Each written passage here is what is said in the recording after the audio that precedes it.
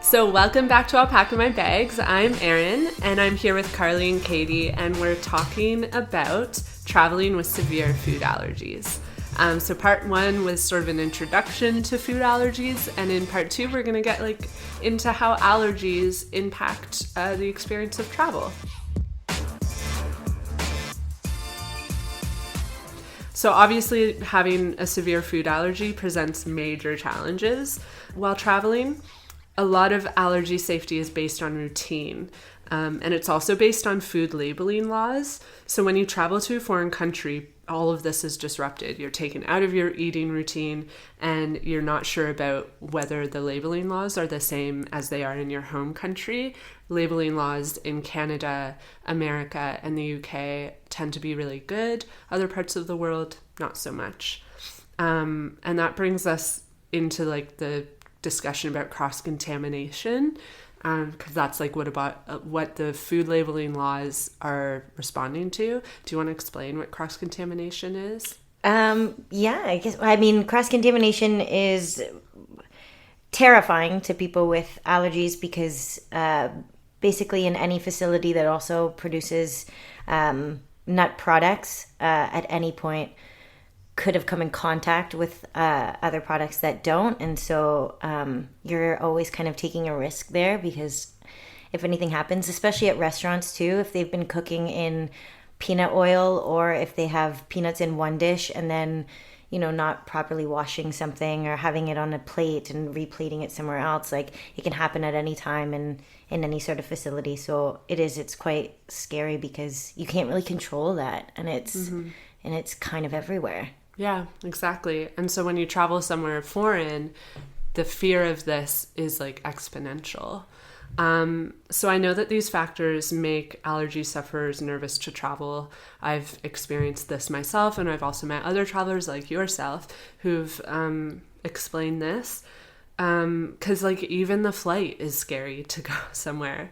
I don't know about you guys, but I don't eat airplane food because airlines, I have yet to come across a single airline that can guarantee that their food is safe on a flight. And this has always kind of bothered me because airlines are very good at offering meals to people who are kosher, to people who are vegetarian, even vegan. And a lot of the time, no shade to those people that eat that way, but I was born with this, and I've paid a lot of money to be on a flight. It'd be really nice if you could at least feed me food that's safe. I kind of feel, especially while I was traveling through Asia and Europe, that going onto the site where you booked your flight and seeing if you can make certain food selections, right? It's not even an option. No. And they have options for people who are gluten intolerant, and I get that for sure, but there isn't even a peanut option at all on there. And then so I'll have to go up to the front desk before I fly and kind of get a scolding from them being like, why didn't you tell us before? And it's that's not on your site. I have to tell you now. This is the only time, unless I call you guys. But on that note, I actually called Air Canada once because I got that message and I had been scolded. So I was like, all right, I'm going to give this a shot. I'm going to give you a call. Okay. Several months in advance. Can you arrange a meal for me? And they were like, no, sorry, we don't offer that meal. And I wanted to be like, you offer 22. I counted 22 other meals, restrictive meals, but you can't take care of people that have life-threatening food allergies. It kind of blows my mind. I know that they changed the snacks because I was quite worried, especially traveling on Asian airlines, giving away little bags of almonds or peanuts. Yeah. But I guess I was really lucky. They were just doing pretzels for most of the time. But it was quite nerve-wracking when they come up, and I was like, what are they, pretzels or almonds? I don't know what to tell yet. But yeah, I was quite lucky that way. Yeah. And sitting in a plane itself is scary because it's not like being on a bus or a train or in a car where you have access to medical help. If you're in a plane and something happens, the amount of time that it takes to access medical help is so much longer. If you're over the Atlantic Ocean, you're not getting help for several hours. And for someone who suffers from a severe allergy, that is really scary because you need medical attention right away. It's also shocking to me how few airlines are aware of like how to give an EpiPen even. Only a couple months ago, actually, a 15-year-old girl from the UK died on a British Airways flight from London to Nice. That's a pretty short flight. And that was because the flight wasn't landed in time for her to receive the medical attention that she needed. And the scary thing about this was that she had eaten a sandwich in the airport. So it was a delayed reaction. Wow. When she got onto the flight, she started to react. And like, how scary is that for her parents on the flight, Yeah. watching this happen? Yeah. Yeah. So I, like, without a doubt, allergies cause anxiety while traveling. When they show you to like, these are your emergency exits, like there's something in your head when you're like, where are my emergency exits? What's my emergency exit here? Like, how do I get out of this situation? Where's like a towel I can wrap around my face and just like breathe in a cloth for like 16 hours? Yeah. And this brings me to another point. So not long ago, this was like 2 months ago, a woman from Montreal is suing Air Canada because they denied her boarding a flight because she disclosed that she had a peanut allergy, and they asked her, where are your EpiPens? And she said she was in Colombia, and she was like, my EpiPens got stolen or they were lost. Something had happened that she didn't have them anymore. And this is relatable to me because if I was her, I'd be like, oh yeah, I need to get home. Like, I need to get new EpiPens. But they denied her boarding because they said, you're a liability to us. I've never heard that. That is crazy. I don't know where, but I have heard other cases of this. And so there have been times that I have decided for myself that I'm not going to disclose my allergy. Yeah. I find it quite weird almost that they cared so much, considering they don't in some other aspects, of catering to us, then they care that much in that way. So it's... I think a lot of the issue is, from research that I've done, is that there aren't set policies around this. So it's kind of like at the whim of the person that you talk to. And I have experienced this. Like, some flight personnel are very sensitive to it, and other flight personnel are like, what's an allergy? I don't think that most airlines actively speak with their personnel about it. Have you guys gone through the motions of like telling your seatmates about your allergy and seeing, like, asking them not to eat nuts, or like, have you done that? I've heard of people doing that before. I haven't, but the people that I sit next to, I do tell them that I am allergic. I don't think that I've gone to the extent of telling them not to eat anything, though. What kind of reactions do you normally get from them? Mostly, I think people care, and they're like, "Oh, okay, absolutely." I don't think I've met anyone that's like, "No, I really want to eat this peanut butter thing, and you're just gonna have to sit there and smell it." I don't know if I've met anyone like that, which is good. I've never felt like I've been, I don't know, like a liability to somebody else, or like imposing on them having a good flight. But now I'm more aware of doing that too, actually, of people sitting down next to me, because it's like, it's my comfort as well too, and now I know that they can do that too. If you talk to the airline ahead of time as well too, they'll place people, or they'll put you in specific seats just to make sure that you're not around that either. So there are some precautions that way. Yeah, some airlines will also offer a buffer zone, so they'll make sure not to serve any like nuts within the buffer zone. Yeah. But I mean, there's still nuts on the plane. Yeah. They only do it for a couple rows. I think one time I was given a seat at the back of the plane because of my allergy, and their argument was that I would be safer because I was closer to the attendants, which is interesting logic, but okay. But there was a petition too. There was a petition. I think it was a mom of a child who had a reaction on a plane, and she was getting a petition signed, and she was trying to get them to not serve peanuts or nuts at all in the snacks or anything.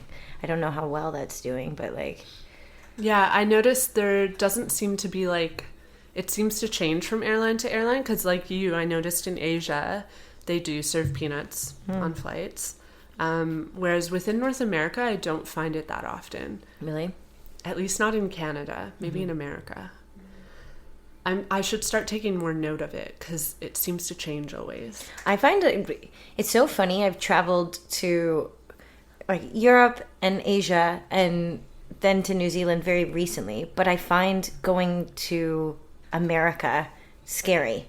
Like they've kind of given up caring about nuts. Yeah. I think a little bit more. At least people, I mean, I can't say for sure, and I don't want to generalize a whole nation there, but like I find I've been on guard and had more cause for concern like in the States than I have in places in Europe and Asia. You know, at least they're more susceptible to understanding and trying to figure it out.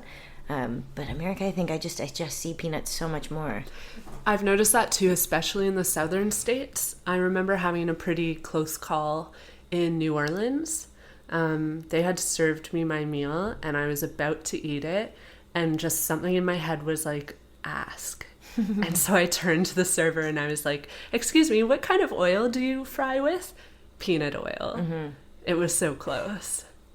And that's when I realized, like, I need to ask this every single time in the southern states, because I think it's more common there. Yep. I think we're lucky because in Canada, peanuts aren't, like, really part of the diet. We don't grow peanuts in Canada, so it's less prominent. But, yeah.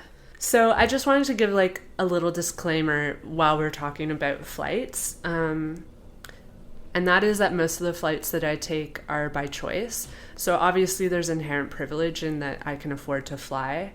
And I think the point I want to raise, though, is that the flight experience for allergy sufferers points to a general lack of social awareness around the severity of specific food allergies. So yes, like I'm choosing to take this flight by choice, but that doesn't mean that like food allergies shouldn't be considered and taken seriously in that space. So Carleigh, tell us about the first time you traveled. Were you nervous? Oh yeah, absolutely. I think the first time was fine because I think I was with enough guardians and people that I could stick close to. But I think traveling now has been a little bit more, I've become more paranoid now, like very much so. So I take, like, I wouldn't even think to have done this as a kid, but what I did recently was like laminate these cards that have the peanuts and then like the no, like a big red X circle with a yeah. And I wouldn't have thought to do that as a kid.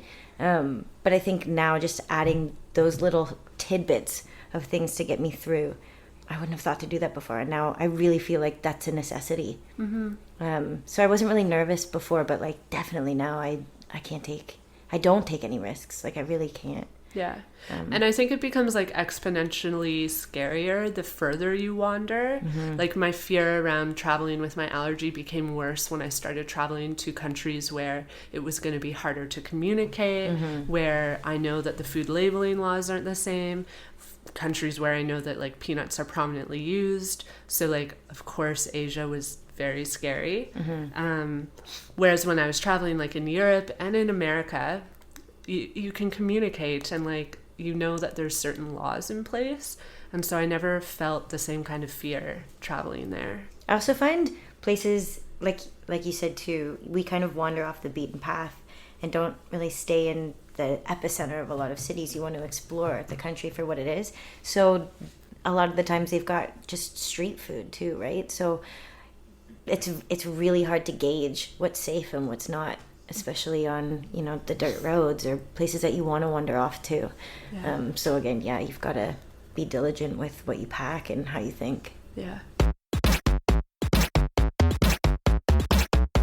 How much has your allergy impacted the traveling choices that you make in terms of destination?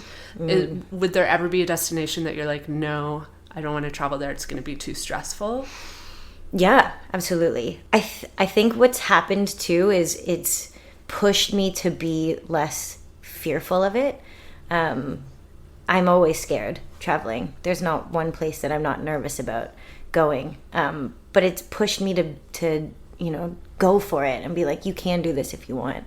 But yeah, like places, I know you've gone to Morocco, but at least with Katie and I, who have this like huge chickpea allergy, it's like, I don't know how I would do in places like that, and I don't know how much it would hinder a trip for me, not being able to really envelop a culture like that and being on guard so much, so it's tough because I don't resent, like there are times where I resent having an allergy because I do think it impedes a lot of my travel.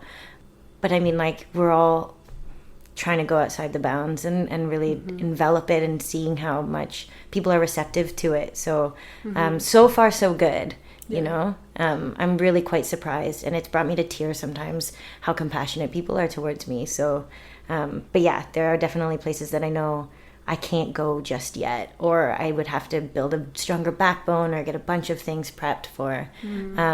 But the thing about having an allergy while you're traveling is you really don't understand how much you eat and people need to eat, and you feel hungry, and you're walking and you're exploring, and you're doing all these like hikes, or you're seeing this statue and there's that, and you don't understand actually how encompassing it is until you go somewhere and you're with people that let's just stop in here and eat. And you're like, I don't actually know if I can. So you got to like prep and plan beforehand. Yeah.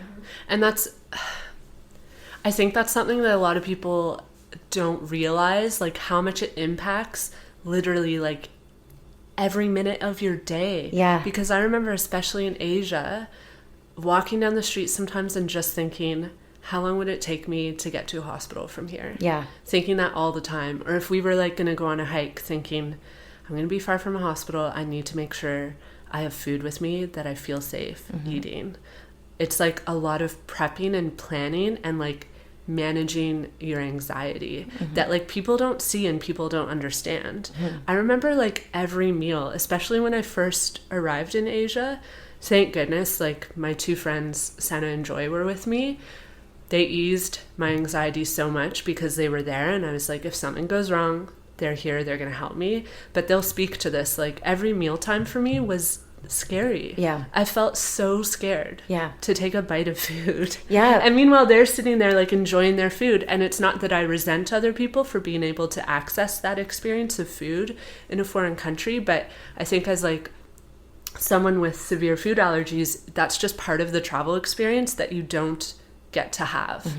And a lot of my traveling has been impacted by this, but I feel like in adulthood I've just come to accept that like the food isn't part of it for me. Yeah. It's the experience, it's the culture, but food, a lot of people travel for food. I just can't. Yeah. And yeah, you're right. People don't understand the type of paranoia that comes with it too, right? And you'll be eating a meal that people will tell you is safe, but you'll look and you'll be like, I'm in a foreign country and I'm betting my life on this person that I've never met before, that doesn't speak my language, that just kind of nodded. And then I'll say, you know what, I can't.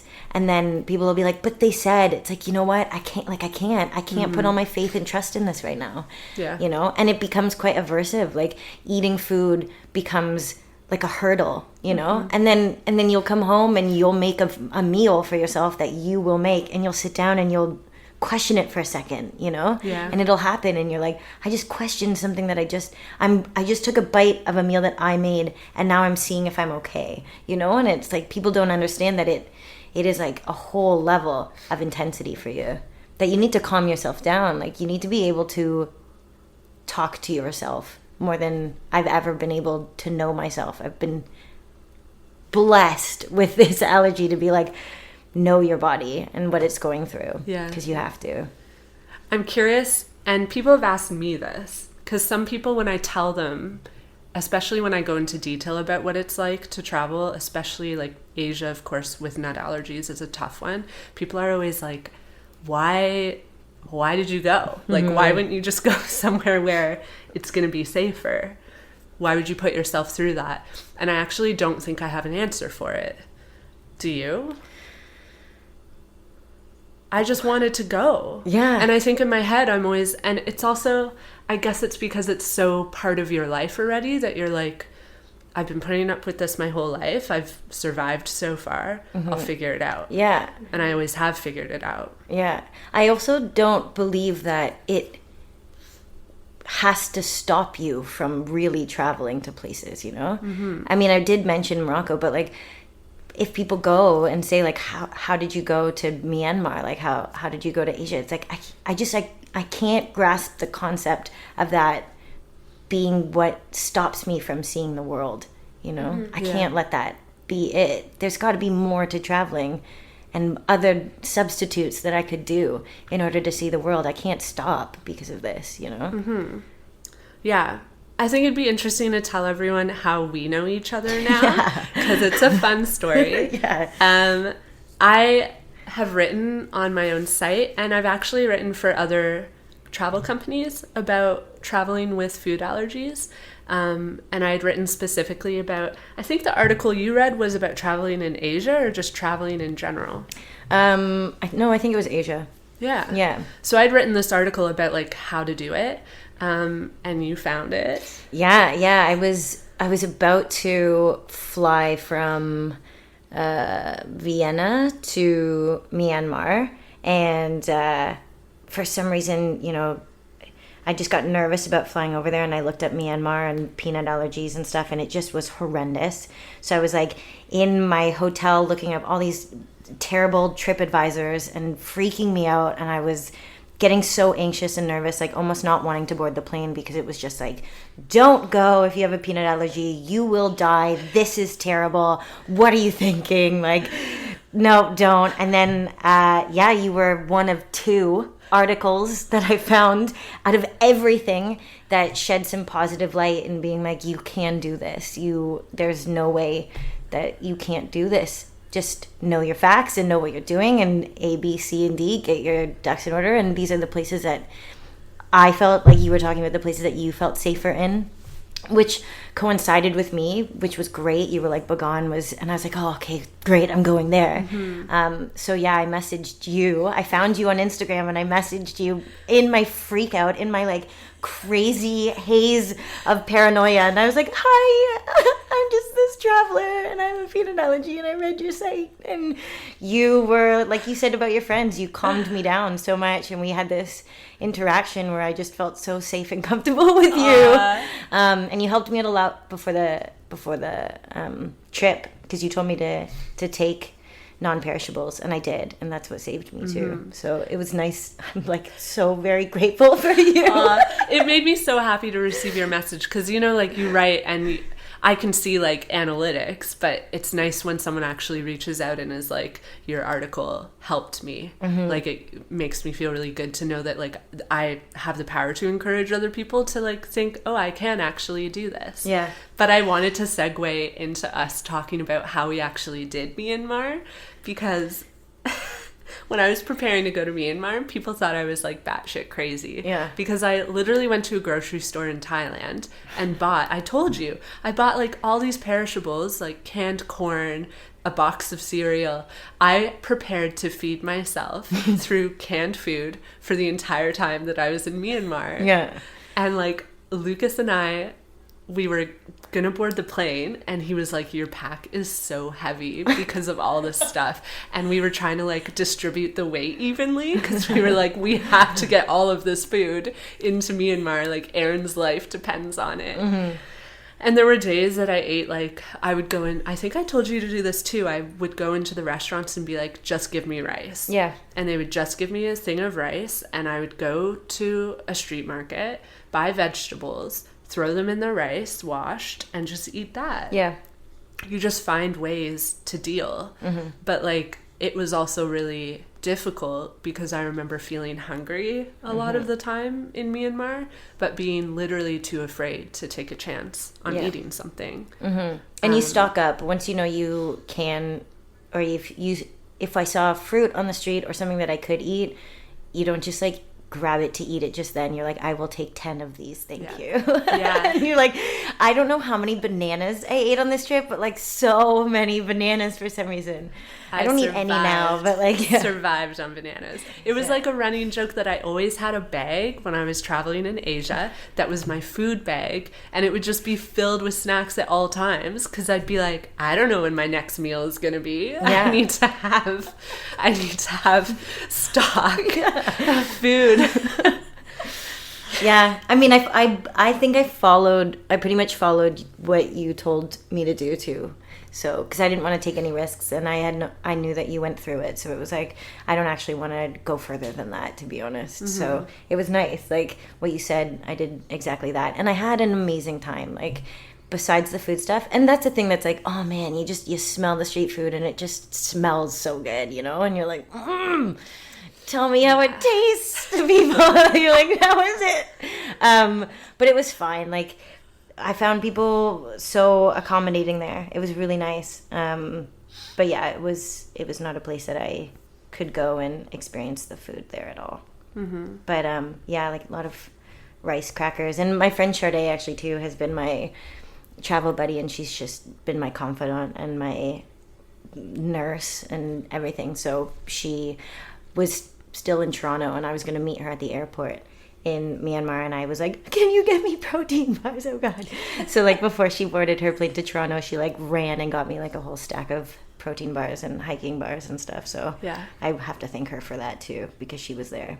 And you always have to have like, it's so nice to have a buddy like that too, that you feel so comfortable and safe, and know that if anything happens to me, like this person's just gonna like be there and take over and know it. And it's also emotional support. Like I really leaned on those girls, like my friends, and then when it was Luke and I traveling, like there were days that I would I remember one day in Kaohsiung, which is a city in Taiwan, could not find like any food that I felt comfortable eating, and I just started bawling in the street. And I was bawling because like he had just eaten all this street food, and it's such a, like they say, like first world problem. Mm-hmm. It is in a sense, but like in that moment it's really devastating.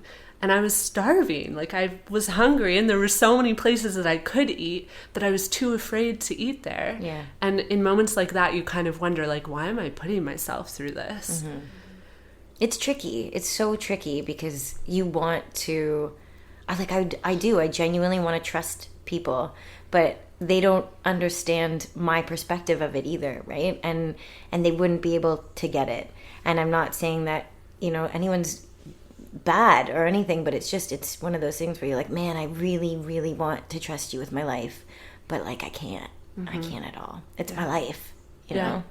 Yeah. Absolutely. And that's like something you learn when you have one of these allergies, is like it takes a lot to put trust in other people in that department. Mm-hmm. Like there are only few friends and my partner and my parents. Like those are the only people that I can trust. And even them, even my parents nowadays, like will text me and be like, is this safe? Because it's hard. It's hard to keep up with the times and like know how to properly research what is safe for someone. It's true. It's true. And when I was in Budapest, there was an incident that I mean, obviously, while I was going through this whole downward spiral of like traveling with this nut allergy to Myanmar, there was a woman that had I don't know if you read this, in Budapest, where she ate some chicken and the chicken had nuts on it or something after she told the restaurant that she had an allergy, and now she has brain damage. And she was like on a TV show about it.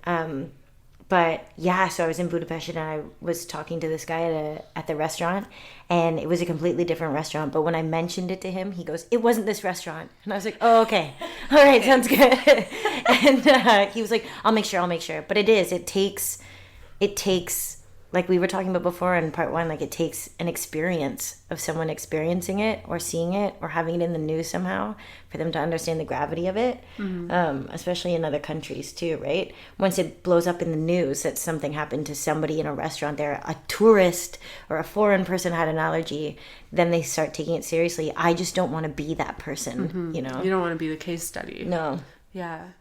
I don't want anyone to be. No. Like just to follow that up. I don't want that to happen to anybody. It's sad that that's what has to happen. Yeah. For people to understand the severity of it. And like even in my lived experience, like people crack jokes about it. Mm-hmm. I've worked in restaurants in Toronto, and it is scary how people don't take it seriously. Mm-hmm. And you're like, this is the restaurant industry. People here should understand. Mm-hmm.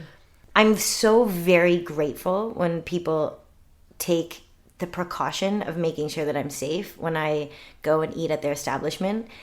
And part of me goes like, I shouldn't maybe have to feel this grateful, you know? Like, I'm not entirely sure whether you can't adapt to this, you know? Like, why can't I get a nut-free meal? Why can't people guarantee that? You know, why can't you take a second and really make sure that there's no nuts on my plate so I can eat something? But like we said earlier, when they put the may contain, they're just covering it up too. But it's like, why can't we just take an extra second and make sure that we can? I think a lot of it circles back to the fact that I think a lot of people mistake anaphylaxis with intolerance. Yeah. And a lot of people do go into restaurants saying like, I'm intolerant, when really... Or they say I'm allergic when really they mean they're intolerant. Mm-hmm. And so I feel like there isn't enough education around like what the difference is. Mm-hmm. And so a lot of people might not understand the actual gravity of the reaction. And that's what I actually found on flights too. When I would tell the flight attendants that I was allergic, they would follow up with, how allergic are you?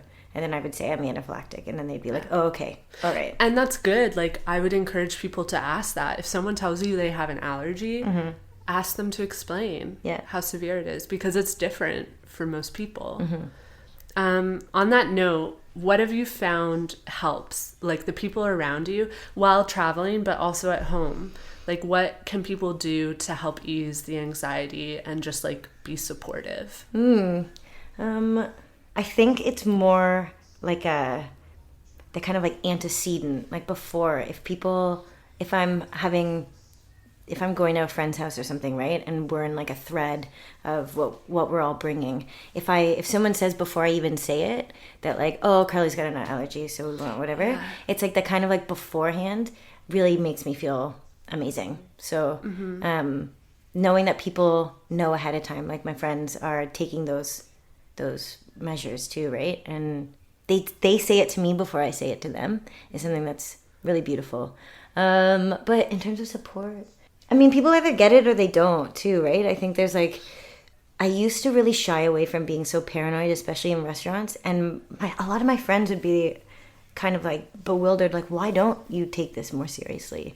And it was like a stigma almost I felt like I had a disability that I was embarrassed about, you know? So not being embarrassed about it and not having people around me think it's an embarrassment has really helped. And I know that's probably just me thinking about it, but everyone being okay with it and not making me feel like embarrassed by it at all. I can totally relate to that. Yeah. Even recently, like my partner, his friends were like, let's go out for dinner. They mentioned a Chinese restaurant. I'm not comfortable eating in Chinese restaurants because I've had close calls in them. And I told him, I was like, tell them I'm going to come and not to worry about it. Like, I'm going to eat before I go. I want to be there. I want to be part of the social situation. Mm-hmm. But I always feel like I have to tell people specifically, like, don't feel bad about it. Mm-hmm. Like, I understand. I'm used to this. It's my life. Like, it doesn't bother me that I can't eat. I still want to be here. Yeah. And I always tell people, like, you don't need to change your plans. Like, my whole life has been accommodating, and so it's normal for me. But that said, like, I really appreciate it when people, especially in advance, like you said, mm-hmm. remember and like ask me which restaurant. Mm-hmm. Yeah, it's nice. I also find a lot of it for me is like emotional, especially when I'm traveling. Like when people, for example, like when it came to mealtime, traveling with Senna and Joy, like they would look to me and be like, okay, like what are you comfortable with? And it wasn't something that I ever had to be like, oh no, I'm not sure about this restaurant. And I found that like that little tiny thing made me feel so much better. Yeah. That's what so happened much in better. Myanmar too. Like my friend Sade was like, we were looking at restaurants and then she would pass it to me and be like, you pick out a couple things too. Yeah. And even when I went to New Zealand and we did Hobbiton, and they give you a feast at the end of going to Hobbiton, and I was with my friend Max, and when he was telling me what we were doing, because it was like kind of a surprise, he was like, and then there's a feast after, and don't worry, I've already told them about your allergy, and I've already informed them. And it was just like, it's just, I don't think people understand how much that means to someone with an allergy too, right? As much as like we're very paranoid about it, the second you just bring up that you notice it and that you still are aware of it, it's like, it almost brings tears to my eyes sometimes. I'm just like so overwhelmed with gratitude. Like, thank you so much for remembering that and like taking it into heart and like doing it before I even have to say it. Because I don't always like saying it, you know, like. I know, it gets tiring. Yeah. And It's embarrassing. Yeah. I find there's a lot of like anxiety around having to tell people all the time. Yeah. There's people that I know who probably don't know that I have this because I avoid it. I don't want to talk about it unless I absolutely have to bring it up. Yeah. And so having to constantly remind people is also like you're reminding yourself in a way. Yeah. Like I like to live in a bit of denial. Like my life is totally normal. This doesn't have a huge impact, when in reality it kind of does. But like it's very easy to get into a routine and let that go. But then when it comes to social situations, you're forced to constantly bring it up. When I was in New Zealand recently, I was like dying for ice cream. I think it was like Ben and Jerry's or something just up the street. And there was like a huge lineup and everyone was getting everything. And one of the guys behind the counter was like, can I get you something? And I was like, yeah, but I have a peanut allergy and like I really want that one. So he like grabs these tongs, goes in the back for like 5 minutes and like washes them. And then in the tub, like in the actual tub, he takes a scoop and he scoops everything away from everything and scoops from the middle that hasn't been touched or anything's been in there. And I'm watching this being like, you are my guardian angel. Like, thank you so much. I wouldn't have even thought to do something like that. But he like scooped everything that could have like been around it and went right for like the middle that hadn't been touched yet and gave me money. Hero. It was beautiful. beautiful. It was a really beautiful moment. And we all would have appreciated that more than anyone else, you know? Like, It's very easy to make an allergic person really happy. It's really easy. I'm almost in tears. Like, it's so beautiful. I know how bummed out I get. So the thing about you guys talking about like traveling and realizing that for you, a big part of it can't be food. That's why I think I don't travel a ton and I constantly consider like where I'm going to go. And for me, like I love food. And I find it really hard to say no to a lot of food. So for me, I'm like, oh, man, like I know how sad and disappointed and like just, it can just change my entire mood if I feel like there's just nothing for me. Totally. Because I've been there where somebody's telling me about something that's just like so amazing and I get so hyped up for it, and then they come with the food and it's like, oh yeah, it might have nuts, and I'm like, Yeah. cool. And like I'm used to it, but then there's some days where you're just like, I'm so over this. yeah, your mood can change so quickly. And like I'm just so worried about feeling like that traveling abroad. So I do seriously consider city or countries that I know would be safer for me. So like I'm highly considering going to Japan because I know I feel safe with sushi and I can eat a lot of sushi. I was just in Japan by myself. Yeah. I spent 5 days in Japan by myself in December. It was amazing. Yeah. I had the best ramen ever. But again, like it was tough because I thought I could eat more stuff. And one of the places that I went to, it's almost like a vending machine. Like you pick what you want outside of the restaurant, and then it gives you a tab, and then you go into the restaurant. And so I had to tell the guy that this is what I have a nut allergy, and I showed him the card and stuff, and he was like, it was so nice. He obviously didn't speak that much English, and there was some beautiful girls beside me that were helping me through this as well. And he was like, oh, that's got, I guess in the broth, I had like peanut broth or something, which I was like, whoa, what? Mm-hmm. So he took me outside and he showed me the ones that I could have, and I picked that one. And he was like, okay, absolutely. And and he was like showing me that he was making it in front of me, and then I sat to eat it, and then he comes over, and I guess what I had ordered previously was more expensive, so he just gives me the change, and it was like the most beautiful thing, and I was like, you're so nice. And then there was 2 people from Australia sitting beside me, and he gave them their food, and he was like, these guys have the peanut ones, you're okay though. And so it was just like really nice. Yeah, he was such a sweetheart. I really liked it. And so I don't know if you feel this way, but when I travel, sometimes if I find a spot that I feel really comfortable in, chances are I'm going to go back. Oh, yeah. That's the place that I feel I've the written most about that. Yeah, so I always, like, once I find a restaurant that I know is safe, I go to the same one. Yeah, for as long as I'm there. Yeah, so I went back there. Like, I was only there for 5 days. I must have had 3 ramens from there because I just knew the guy, and I just felt really safe, and it was very there's a delicious. relationship of trust. Yeah. It's economical for them too to do that, because then you will come back. Totally. Yeah. Like, it makes sense to give good customer service like that. And that's why I don't understand why more restaurants all over the world don't offer something like that. Like, it makes sense, cultures all over the world are different, but especially in North America, why wouldn't you offer a service like that? There's so many people with peanut allergies. They will just keep coming back. There's a huge market. Okay, if they opened a restaurant that was like peanut-free pad thai, think about all the people that would go. Dude. I would love to eat pad thai. I would love it, but I can't eat it because it always has peanuts. Yeah. There's a huge market for it. Yeah, so like to close this convo, I just want to say, like, if any listeners are allergic to peanuts or anything, and you have questions or something that you want to bring up as an issue, please reach out to us. I think that this isn't talked about a lot, especially in the context of travel. And I've actually run across a lot of articles written by parents who are raising kids who are allergic, who are afraid. And I've reached out to some of these parents and chatted with them, and they're just asking questions about everyday life. But when it comes to travel, especially, people are terrified. Very and so much I think it helps if we start trying to form a community of people that are able to tell each other, I've had this experience and it was okay, and you can have this experience as well. Balloon baby community. Yeah. Come join the Balloon Baby Club. So thank you so much, Carleigh, for coming on the pod today. Thank you so much for having me. This was awesome. Is there anything you want to plug, any projects or Instagram or? Not at the moment. I wish. I'm putting on a play. I'm hopefully putting on a play. I am.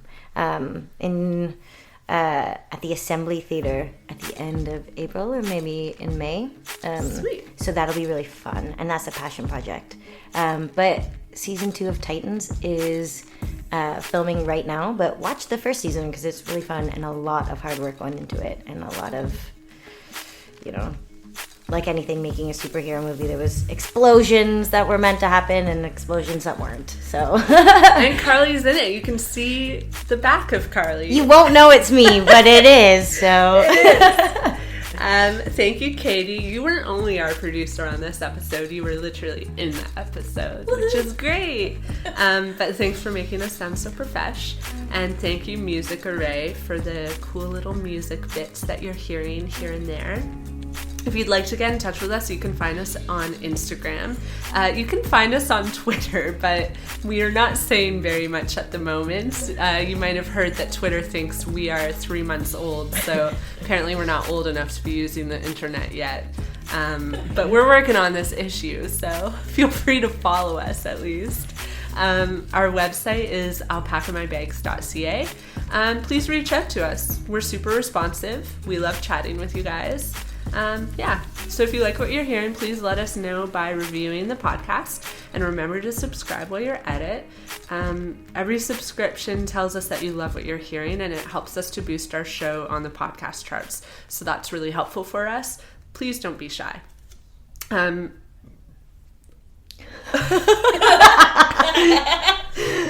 was like, am I gonna burp? I don't care. Didn't pick that up. No. Tune in every other Wednesday for more episodes, and I hope y'all get to alpaca your bags soon. Until next time.